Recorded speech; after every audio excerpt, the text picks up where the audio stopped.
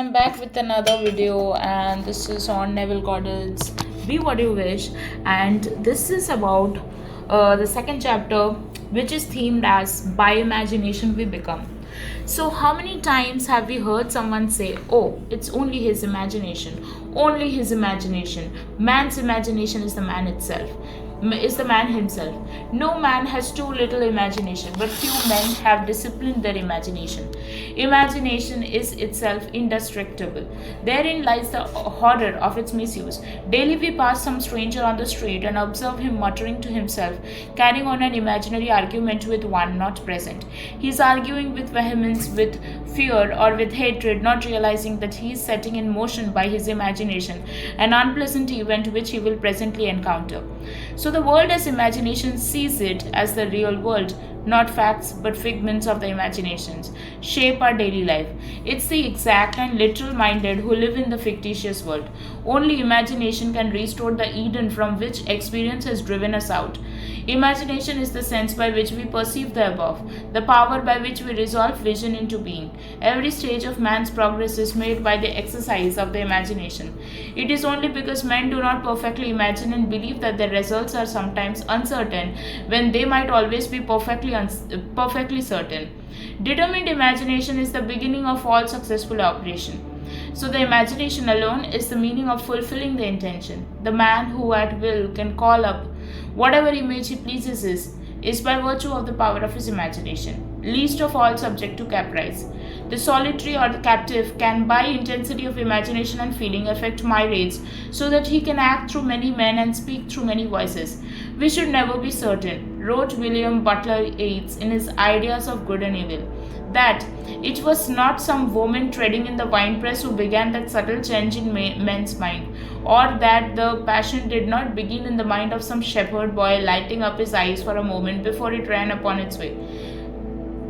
So basically, it is telling that it's not that someone got drunk and got attracted to a woman. So that wine press thing which I just spoke about, it's not that someone just got up from the bed and drank some wine and he got attracted to some woman. It doesn't happen that way. It's through persistent thinking. You get, even when you start liking someone, it's not always that you just meet someone and you fall in love with them. No, it doesn't happen that way. You spend some time to them you spend some time with them, you talk to them, you know more about them, and then you fall in love with this person. So how is it this and not something else? Why? Because the persistent thinking is what makes the habit, and the habit makes you. So if you see, so if you can be in the victim of a habit which is bad for you, why not be in the by the be someone who rules their own life by governing their habits into something good, like something which will bring well-being for you and your SP, or something which would bring well-being for your health, or maybe your job or something like that. So also there was one line which I just said, that you must not be arguing with someone in your imagination. So I remember there was many times, like I heard some coaches saying in the internet when I initially started this manifesting SP journey. So they used to continuously say you should never be arguing with your SP in your head. And at that point of time it was very hard for me to control. Now I do not have such problems, but at that point of time it was very hard for me to control, because I used to see him in the 3D always fighting with me. So I also used to have this negative argument going on, that why do you feel this way about me? Why do you not see me as a good figure in your life? Like, what harm have I done? I just loved you. Okay, so you can just, drag a small misunderstanding and not talk to me for months. So this was that kind of argument which I had in my head, and that used to keep carrying on and on. Okay, so let's carry on from the next line. Okay, so let me tell you the story of a very dear friend of mine, at the time the costume designer of the music hall in New York. She told me one day of her difficulty in working with one of the producers who invariably criticized and rejected her best work unjustly, that he was often rude and seemed deliberately unfair to her. Upon hearing her story, I reminded her, as I am reminding you, that men can only echo to us that which we whisper to them in secret. I had no doubt but that she silently argued with the producer, not in the flesh, but in quiet moments to herself. Not in the flesh means, actually this is a proverb in Bible which is said that, when you get married to someone, just some other example I'm giving. When you get married to someone, you marry them spirit to spirit, which means heart to heart, not flesh to flesh. Means it's not just a physical act of marrying someone, it's mixing with them from one spirit to another. Okay. So that is the kind of thing I wanted to mention here. Also, one more thing, like how Neville gives an example of this drama lady, this lady who comes as a form of an actress here, but also I wanted to give some other example which I had read in the Book of Secrets. So basically, someone was a gay, and they had like his email ID. He had taken up a course, like I don't know, like he was taking therapy from someone or something like that, and this person was continuously saying that in his workplace he used to face harassment for being a gay or something. Now the thing here was like so Rhonda Byrne, who is the author of the book, so she kind of had an access of the common email they both had. Like I don't know like who she was talking about, Rhonda, but she was talking about someone who was sharing a common inbox between her and someone else. So basically it might be someone from her workplace, and he was that guy who was a gay, he was taking the course from this common inbox, and basically he was talking to a therapy about how miserable his life is and how everyone just keeps on muttering utter shit nonsense about this person. Now see, as an individual, I respect everyone. I might not respect same gender marriage, and since it's a controversial topic, I do not want to talk about it here. But to be honest, like as per what I've read in Bible and Gita, all I know is that God never made two people who are of the same gender to marry each other. But nowadays, it's a common thing or it's a normal thing to do that. It's up to them, but I'm just expressing my point of view if you ask me. But I always feel like even if someone is a gay, even if someone is lesbian, they should not be harassed this way. Like every person has the right to live their life the way they want to live. So until and unless they are spreading hate towards some other section of the society, you can very well like accept them the way they are, because might be that gives them that happiness. So let them be what they are. So that's what I believe in. So Rhonda said that like she by mistake reads all the mails he was sending to the therapist. So she comes and tells to that person that why do you keep complaining about what is happening in your 3D, especially when it is so miserable and so bad? That was like a game changer to that person, and he stopped giving a fuck to anyone who was talking shit about him in the workplace. In fact, he stopped reacting to it. Now, like, it's very easy to say stop reacting to things. Like, even like I've been telling for a long time that you have to stop reacting to 3D, stop reacting to 3D, and I think with time it has lessened down. It doesn't stop abruptly, but with time it has lessened down. But the thing about this is, when you stop reacting to 3D, you tone down the intensity, and when you tone down the intensity of things, everything is just perfect. So that's how it is. And then nobody like, people eventually stopped talking shit about him, and he like after that people told him how much they respect him and how much they see him as someone who can fight for himself. So this is how it is. Okay, so the less attention you give to something which is not favorable for you or which is not good. That's why whenever my SP used to say something shit like I never want to meet you, or I will never marry you, or something like that, which is like I do not want to even say that sentence, I always tell myself that I'm not going to concentrate on these kinds of things. Like I always used to tell them, nowadays I've become a little bit over exhausted by all these kinds of things, so I stopped thinking altogether about everything. But Earlier, when those things were still in my head, I used to tell myself that he's saying lies and he can no way mean these things. He might say it, but he doesn't mean it. And then I stopped thinking about it. So, yeah, okay. Now, so basically, so now come back to the Neville story and let us continue. So, upon hearing her story, I reminded her. Okay, so upon hearing her story, I reminded her, as I am reminding you, that men can only echo to us that which we whisper to them in secret. I had no doubt, but that she silently argued with the producer, not in the flesh, but in quiet moments to herself. She confessed that she did just that each morning as she walked to work. I asked her to change her attitude towards him, to assume that he was congratulating her on her fine designs, and she, in turn, was thanking him for his praise and kindness. This young designer took my advice, and as she walked to the theater, she imagined a perfect relationship of the producer praising her work, and she, in turn, responding with gratitude for this appreciation.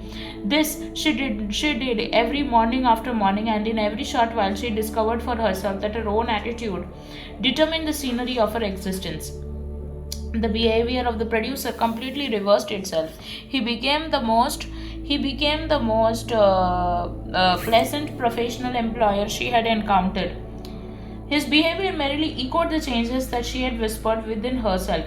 What she did was by the power of imagination. Her fantasy led this, and she herself dictated to him the discourse that eventually led to get head together at the time she was seemingly walking alone. Let us set ourselves here and now a daily exercise of controlling and discipline our imagination. What finer beginning than to imagine better than the best we know for a friend. So basically it is saying, like, if someone is your friend and that friend is not behaving properly with you, the best you can do for that friend is to imagine a better version of that friend, that even if he doesn't behave with you in a sane way, you still think the best about them. So like, there were times, like, in my journey, like, when he has done shit things with me, like, blocking me and thinking all nonsense stuffs about me, like as if like I am the villain of his life, because that's how he used to post about me, and I knew it was about me because I knew that I was the only person who could affect him this deep. But instead of good messages, he used to post impatient messages like as if, like, I did something so wrong, as if like I cheated on him or something like that. He used to see me as a villain of his story, which really hurt me at that point of time, but I didn't know it would really hurt me this deep. And so the best thing I could do for us, for him and for me, was to see him in a better light, was to see him than what I was seeing him at that point of time. So yeah, so there is no coal of character so dead that it will not glow and flame, if but slightly turned. Don't blame, only resolve. Life like music can be a new setting. Turn all its discords into harmonies. Represent your friend to yourself as already expressing that which he desires to be. So see him that he is proposing you. That's what, like, I've been in this journey for so long, so I could understand that I had really improved when I started seeing him, seeing him as the version who was my husband. So whenever something happened, I did get hurt, I did cry, I did feel angry at times as well, but I went back to affirming that he is my husband, and that really became us like, I really call I have even saved his number as my husband. So you can understand, like, I'm really on point on the end state thing, so you also have to be the same way. So how can we do this? Do what my friend did. To establish rapport, call your friend mentally. Focus your attention on him and mentally call his name, just as you would to attract his attention, were you to see him on the street. So, like, if you meet your SP at this point of time right now, what would you do? See, for me, like, to be honest, like, if I see him, I'll obviously talk to him, but maybe at the first glance I do not know, like, what reaction I would give. But it's, of course, like, it's not a cold reaction, it's not a bad reaction, it's nothing. It's just that like earlier there was this thing that, even if he never used to talk, I would still go and force myself to talk to him. Like force myself message, like it was not a force for me, but for it looked like a forced interaction in front of him. Nowadays I don't do all of those things. I feel like, yes, I see you as my best friend, I see you as my husband, but at the same point of time, if you don't acknowledge me, I am also not going to talk to you.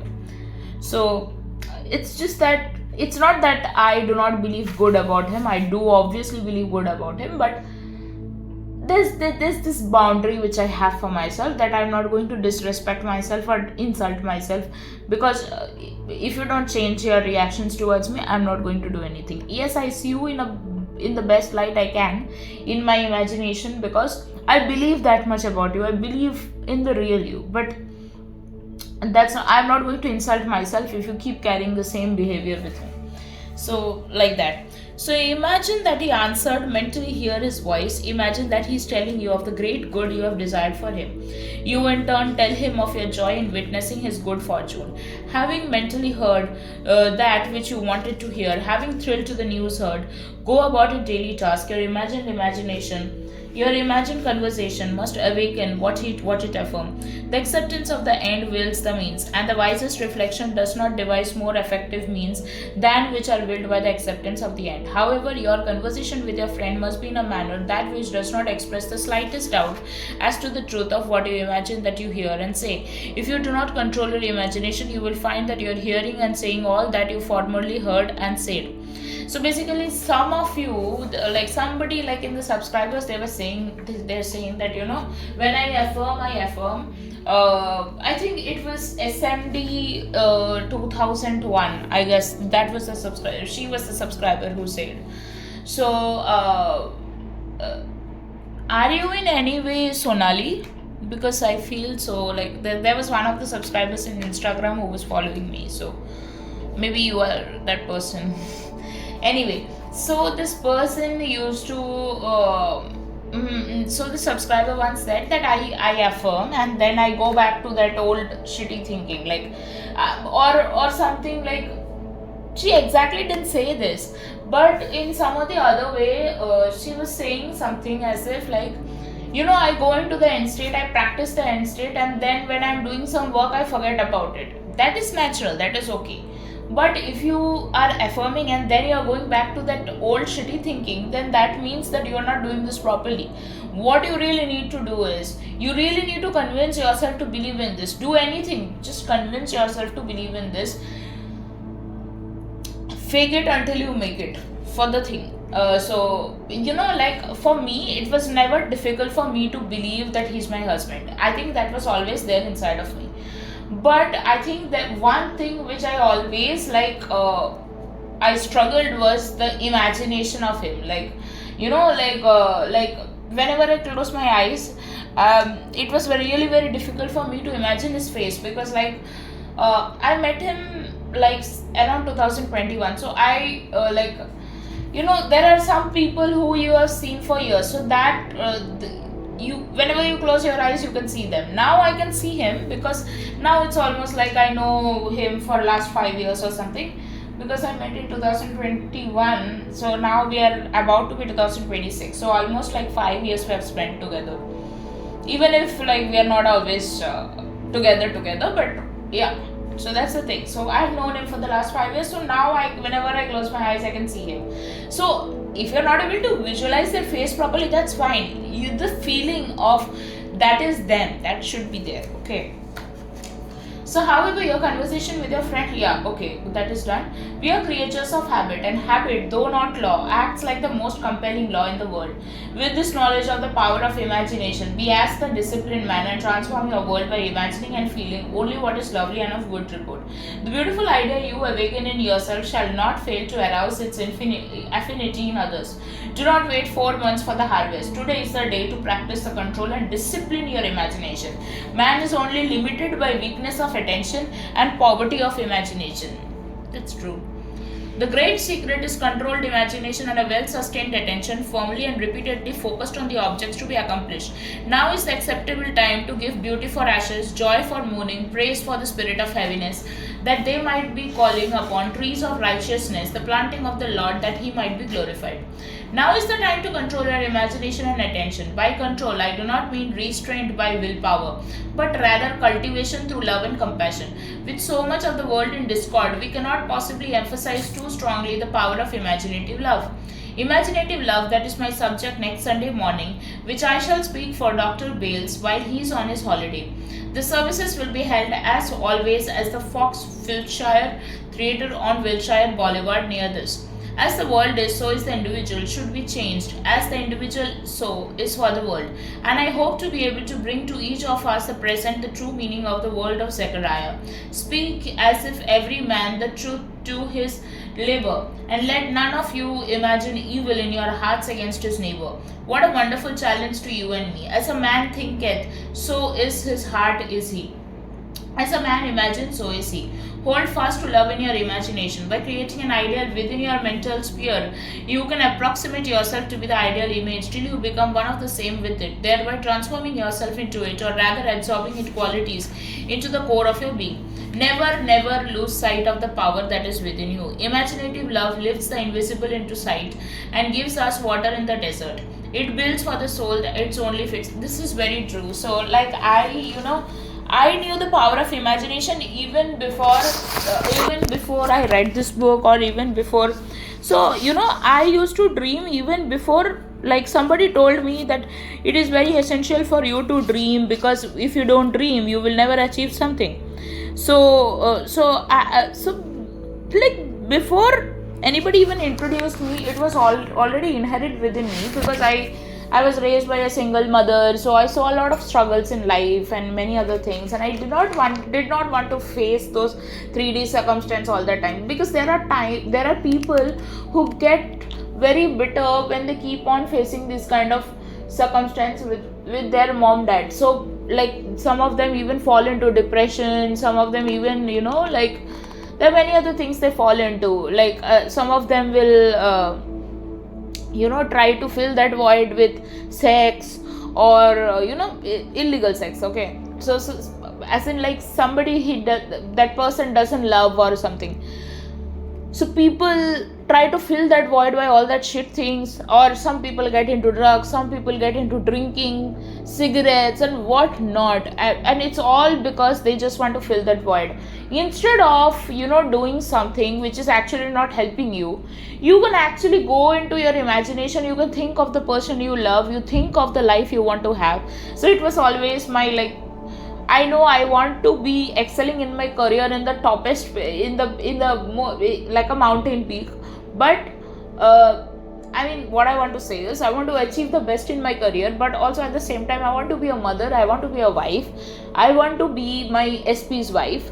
So that's what I want for myself. That dream, that personal dream, I would say, that is more important to me than anything else in this world. And I'm not comparing my career with anything, but I do want my career, because I'm not going to be I don't want to be a housewife.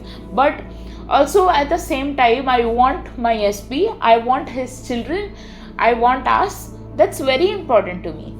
So, and it's always been like that, because I never got that family I wanted. So yeah, so by creating an ideal within your mental sphere, you can approximate yourself to the ideal image.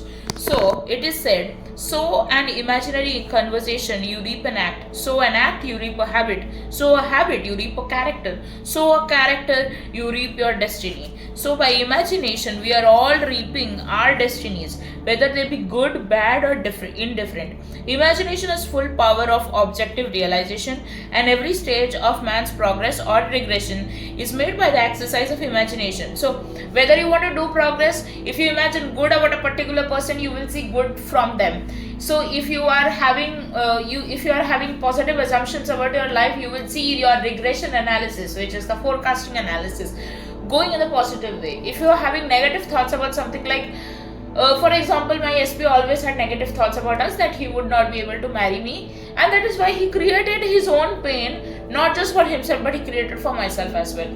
So when my family went and asked and proposed him, that like, my family didn't propose him, I proposed him, but when my family asked him to marry me, He was not at all ready. Why? Because he was always in the negative side of the story.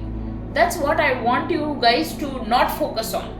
Because if you have so much of fears and apprehensions, and you are just, like your cause and effect pattern is so much into the 3D, so much into the negative, then you have no time to think positive about yourself. So, yeah. So, this young designer took my advice and she walked us to the theater. She imagined a perfect relationship of the producer praising her work, and she saw the returns. Now is the acceptable time to give beauty for the ashes, joy for mourning, praise for the spirit of heaviness.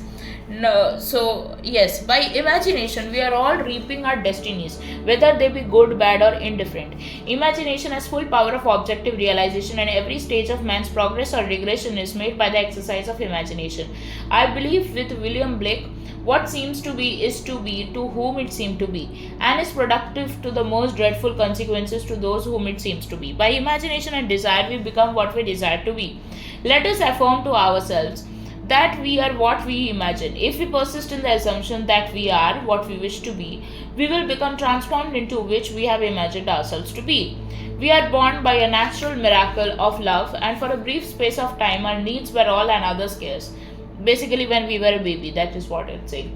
In that simple truth lies the secret of a life. Except by love, we cannot truly live at all. Our parents, in their separate individualities, have no power to transmit life. So back we come to the basic truth that life is the offspring of love. Therefore, no love, no life.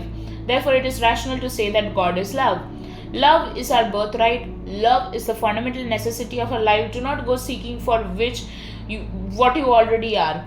Basically, we are all love because we were created by love. And even like you might have seen, like, what this para basically means is that you might have seen there are many couples who keep trying for babies and it doesn't happen to them. So it's not just that it's your parent itself who brought to you who brought you into this world, but it's the love of both your parents, of your mother and father, which brought you into this life. So it's the love more than the parents. It's the power of the love which brought us together.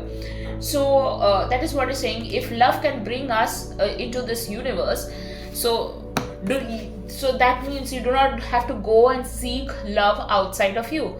So if you have done Joe Dispenza meditation, what he asked you to do is he asked you to realize the power within yourself that you are love, and he also asked you to when he asks you to close your eyes, what he basically says is, you have to close your eyes, you have to imagine yourself as you are the love you seek. And then when you see that you are the power of love, then he says that give that love to the person you love. So basically imagine the person you love and see his heart mixing with your heart, because this is the union you are trying to crave, which means we are the power of love, and we do not go and find love. We are love, and that's how we attract love. So that's how they're saying that do not go seeking for what you already are. Those who go seeking for love only make manifest their own lovelessness. So when you come into a relationship only to ask for, give me this, give me this, give me this, I think this is what even BK Shivani, that spiritual leader, said once. That when we come into a relationship saying that give me this, give me this, give me this, you are always dissatisfied. But when you come into a relationship saying that I am always ready to give you love, you will never have a reason to complain, because you fulfill yourself and you fulfill the other person. Naturally, the other person also learns the same thing and he does the same to you. So yeah, only the loving find love and they never have to seek for it. So do not go hungry on love, because there is always love inside of you, and if you didn't have love inside of you, you would not have loved the other person so much had you never had that love. So you are already fulfilled. You want this person to be there in your life because you want this person. It's not that you need this person, you want this person. You're still breathing, you're still eating, you're still walking, even when they're not physically in front of you. But you want this person because you love this person. So this is the difference between two. Okay, thank you.